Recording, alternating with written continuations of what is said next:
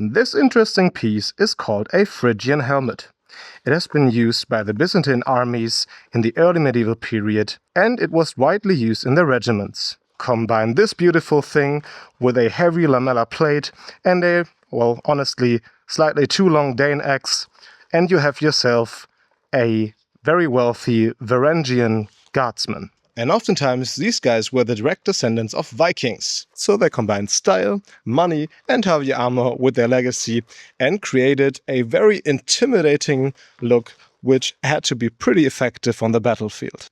I got myself a heavy lamellar armor. Granted, this is a modernized version with a bit of titanium on the arms, and all of these steel plates were hardened. In the old era, this wouldn't have been the case, and I'm pretty sure that most of the time these were made of simple iron, but their effectiveness was still guaranteed. You see, all of these upward-facing plates are really nice to protect yourself against thrusting attacks coming from the front or even from the side. It really doesn't matter what kind of weapon it is, even if it would have been a spear, and I'm really trying to get through this.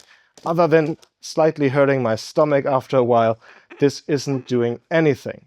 And that's what this armor is supposed to do. Some people already asked me why these plates are facing upwards and not downwards. Because a lot of times they guess a hit would be coming from the top side, or a thrust would be coming from the top side. But in early medieval warfare, the people wearing this kind of armor would have been heavy infantry that wouldn't really be in the typical formations. But let's say they would actually be facing off against a typical infantry unit of that time.